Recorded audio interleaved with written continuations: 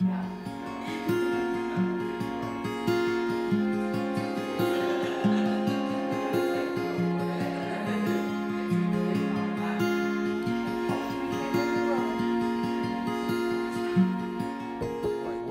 to week 6. This is our last week together in this series, and in this one we're talking about a really difficult story. It's the story of Abraham, God asking Abraham to sacrifice his son. And while it's a wild story and almost incomprehensible to think about, like that act, I think the better place to land in this is this idea that in it, God always had substitution in mind. Like when you read the story, God provided the lamb to substitute the place of sacrifice, even for Isaac, and it's a kind of a foreshadowing of even the life of Jesus, how God Himself comes to us and becomes the ultimate substitutionary sacrifice for us, taking on the consequence and the weight of all of our sin, all of our shame. So I don't know, have you ever had a moment where you felt like your faith was really tested in life? More than one. More than one, for sure. Sometimes it feels like a mental test. Is the reality that I'm experiencing matching up with what I believe to be true about God? That's like it has felt to me like a series of tests, you know. And you see this in, I don't know, I think some of the common experiences, tests financially. Yes. And provision can be a really big one. Relationally. Yeah, all of these things it's not like it's uncommon. Mm-hmm. Like it's mental and it's the reality that we're facing, you know. So, I mean, can I just push on that a little bit?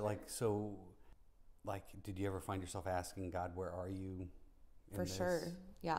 And I think that's the interesting thing too about like being married and walking through, like my husband and I, because our personalities are so different, like we responded to these things differently. And, you know, it was a challenge and a gift at the same time because, you know, he would be really in a tough spot and I would be able to try to encourage him and vice versa. Well, it's amazing the role of people. Yes. And the mix of that, how the right person shows up at the right time. I can think of a specific story.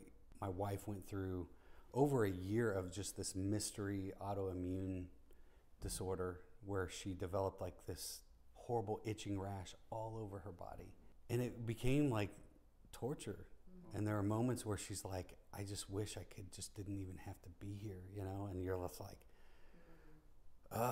and I'm trying to do what I can as a husband to be in it with her. And we saw a primary care doctor who looked at both of us and said, I've done all I can, right? And it's just like, where's the hope in this? But God led us to a doctor who was like, hey, we're going to get this. We're going to figure this out. And it's like her hope and her faith gets projected into our lives. And it's like we get to hold on to this thing, her hope for us. And it's just amazing how like our lives are these instruments of faith and like these portals and conduits of God's love and hope for other people that gets extended to others, you know? Yeah, I think of like this story with Abraham and how God had this substitution planned and just how many generations of people have learned from that. And I think through even what I've experienced and just like the things that then I've been able to say, like, I've been where you're sitting and I know how hard it is and you will get through.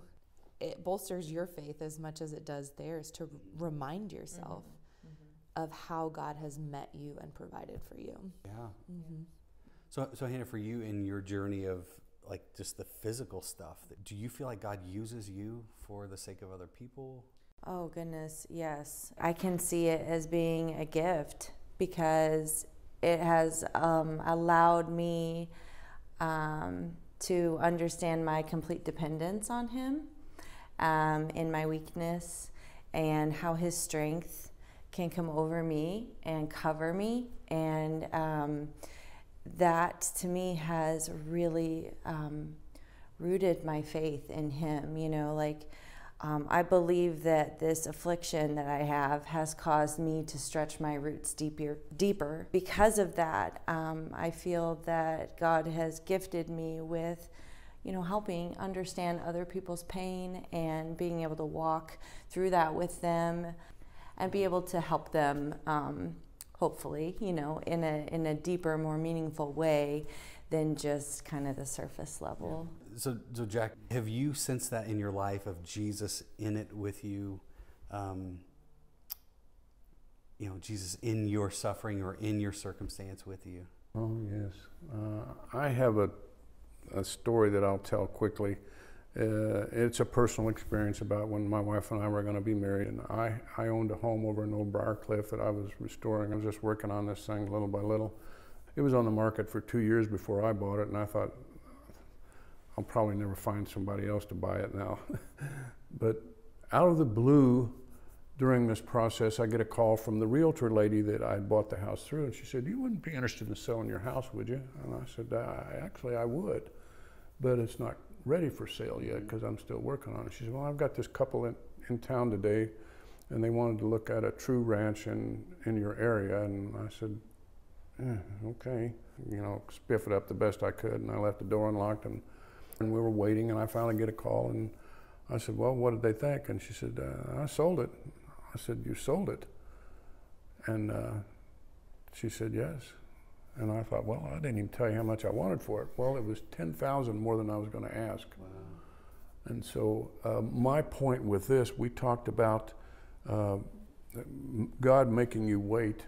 Well, I was trying to get in his way, you know.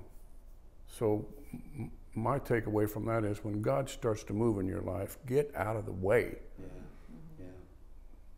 Don't underestimate what he may have planned for you. Right. Because in this case, it was bigger than I thought. So, I love the thought that God was not asking anything of his people that he wasn't willing to do as well. You know, like God is not just some far away, aloof, high and mighty being that, you know, is just not really concerned with what we go through. He has gone so far to enter into what we suffer with, and in that he's understanding. Yeah.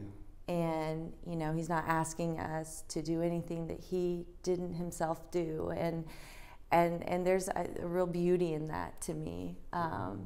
And that gives me comfort in hard times, and that helps my faith. For sure. And so this, you know, this dramatic scene goes down where, you know, Abraham is thinking he's going to lose his son, and God provides the ram, right, as a substitution. And it's this moment of provision from the Lord. And so I love it when you read in the scriptures, it says Abraham names the place the Lord will provide. So it's like he puts down this memory, this mark, and that we're still talking about thousands of years later of the Lord will provide. And I think there's something to that for us of like, how do we remember the goodness of God? How do we pass that down from generation to generation? I had a moment with my son when he was in high school. We were in Colorado I was at a camp with him, and we were hiking up a mountain pass, and on the walk and on the journey, I felt him just pulling away from me, you know, like even relationally walking a little bit behind me, and I'm talking to him and he's not responding, and I'm like, Don, what's going on? Like, and he's just like him hawing, but I see tears in his eyes, and I'm like, what is going on here? And all of a sudden he just begins to open up to me about just these struggles that are happening in his life. And I'm just like, whoa, this is a moment with my son. And we kneel down at the side of this trail and we pray together, and we're inviting the Lord in, and he experiences just this freedom moment of the Lord really releasing a lot of stress and anxiety in his life. And as we're sitting there talking, I look down and there's these stones at the side of the path. And it sounds silly, but we stack the stones up, and I snap a picture of those stacked stones on my phone. And it's like let's never forget this moment of when the Lord met you. And even now, he's 22 years old, and on occasion when he's experiencing a tough time, I'll pull out that picture, I'll text him and say, hey, don't forget. Wow. Don't forget what the Lord did. It's just remembering the goodness of God. Yeah, I talked about us going through some hard times early in our marriage, and when our oldest daughter was born, like, we felt like she was such a fulfillment of promise, in like all that we had been going through. And so we named her because it meant God's light. To me, it was the fact that, like, God had a promise that would outlast me, and like, she's part of that promise, and her life, like, God's going to meet her there too. And I just hope that she always comes back to the fact that, like, she's his light. Yeah, and we need that, right? We need people to remind us of God's goodness when we're in the throes of difficulty and waiting and stress. Because it's those moments, it's the hardest moments in our lives that can change our lives. Yeah, you're right. It's in those moments, they're make or break moments, and stories to share with children and grandchildren, and the hope that gets passed down generation. Yeah, just imagine Isaac and Abraham talking about this around the campfire. Yeah. You know what I mean? Yeah. Absolutely. Mm-hmm. Absolutely. The faith that would build. Well, so as we kind of put a bow on this whole 6 weeks that we've spent together talking about, we've talked about hopes and dreams, and we've talked about the tension of hopes and dreams with the reality of, like, where we find ourselves. Sometimes, we're in plan B, right, or plan C or plan D or whatever it is, but how God still remains faithful in that, and faithful to us even when we're really bad at waiting, or even when we try to take matters into our own hands. He comes to us in these personal and intimate places in our lives, and he meets us where we're at. I mean, that's the God we worship, and the God we serve is the one who comes to us.